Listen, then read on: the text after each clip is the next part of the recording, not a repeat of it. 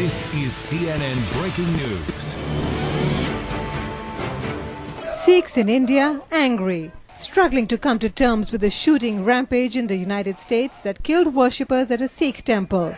We're encroaching upon him. He's not moving. Ambulance up! Subject down! Officers down! Bring the ambulance! Go ahead. Sentiments about the shooter, and you said you were praying for the shooter as well.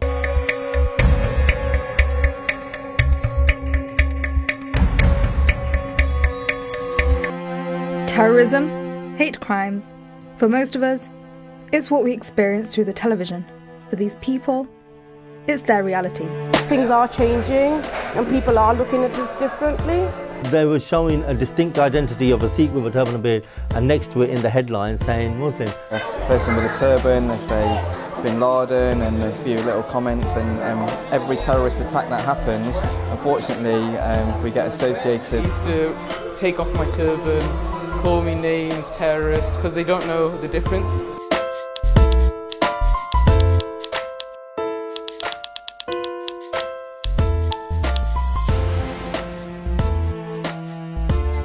According to police reports, Islamophobic hate crimes have risen up to 500% in certain areas of the UK after the 2017 terrorist attacks. However, not all of the backlash from these attacks has necessarily been directed towards the Muslim community alone. There are over 400,000 Sikhs in the UK, making them the fourth largest religious community in Britain. Studies such as the SIKHS survey show that in 2016 there were over 100,000 recorded hate crimes towards British Sikhs. A mother and son from Wales shared their experiences of living as a minority in the UK.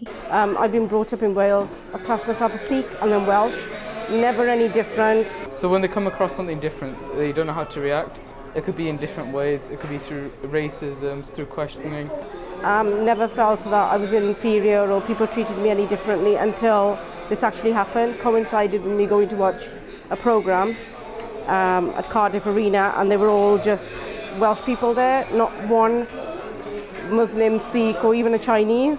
Even though I explained to them many times what the difference is, some people, it's the way they've been socialised and the way they've grown up. My son, if he's on a train, he's got a backpack on. I'm telling him don't wear a backpack. He's had people looking at him actually on the train, and where they do the speaker thing, if you see anything suspicious, please report it. He's had that as well. Call me names, terrorist, because they don't know the difference. I've had death threats saying, watch what we're going to do to you. All of that. They said that to my parents, well, watch what we're going to do to your son. It's quite hard to go through, and you can't really report it to the police. And I was actually nervous, and I'm not genuinely a nervous person. I've never had to look over my shoulder or worry what people are thinking. It only takes one person, and there was hundreds of people there, so if they're going to come towards you, what are you going to do? There wasn't anybody I could call for help. So, and I'm Welsh and cocky and proud and not very intimidated very easily, and genuinely for the first time ever, yes, I was. I thought I could be in danger. Some Sikhs choose not to report hate crimes to the police because they don't feel they are dealt with or logged correctly.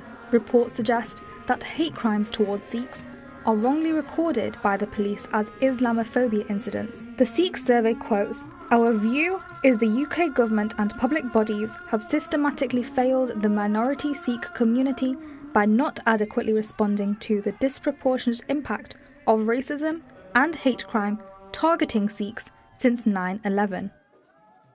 We want more people to report hate crime because it's underreported. People think the police aren't going to do anything about it. People are not always well educated, and people can't distinguish sometimes the different groups in society. So it's clear to me that people from the Sikh community are probably not having hate crime recorded properly. The real rise over the past year or so has been around race crime, but more particularly about religious hate crime. And that reflects the pattern of events that are taking place across the world and people's concern about terrorist attack. The Sikh network reports that Sikhs donate over £1.2 million a day to charities. That is equivalent to 6.5 times the average annual charitable donation per person. Statistically, over 83,000 turban-wearing Sikhs fought for Britain in the First and Second World Wars. With the Sikh community being present in the UK for over 100 years, I question further as to why this is a difficult time for not only the Sikh community, but many minority communities. You can sense the tension within the air, and even though no one's saying anything, you just feel uneasy, the air doesn't feel comfortable, and even though people aren't looking so, definitively, you're being watched, and in a way you're being surveillanced. The media is a very dangerous tool in the sense that they perpetuate certain ideologies, and because of that, you've got Sikhs being targeted, you've got Muslims being targeted, and the media can twist a story and make the victim look like a villain. This issue next led me to a Kundalini yoga camp in France, where there were thousands attending, including Sikhs from all over the world. I was living in Los Angeles recently, and now I'm moving to Europe. I am from Germany. I'm from Switzerland. From New York, but living in London. I am from Hamburg in Germany. I'm from Frankfurt, Germany. I'm from Berlin. I was born in France. This gave me the opportunity to ask many of these campers if they had ever experienced misidentity or hate crime in their home countries. In Boston, I was walking on the sidewalk in a car with some teenagers or 20-something guys in it drove by, and they yelled out the window something about go home Osama or diaper head, something like that. No, not in the long run.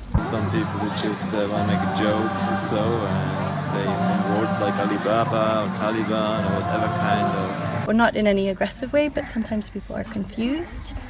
And for a period there was this a Bin Laden kind of story going, and it was usually never hostile, people would scream from the balcony, Bin Laden, or kids when I walk by, they would just say kind of Bin Laden or something like that. I never really had a bad experience. Since I'm wearing the turban since 2 years. I don't have any problems there, being a Sikh, wearing a turban. Of course, some people sometimes look a bit strange, but mostly not very hostile. Little children sometimes think I have some problem with the head, maybe I had a head surgery or something. Funny story, when I was in the supermarket a long time ago, and there comes this kid, and he was looking at me like, and then his mom came and he said, "Look, Mom, an Arab."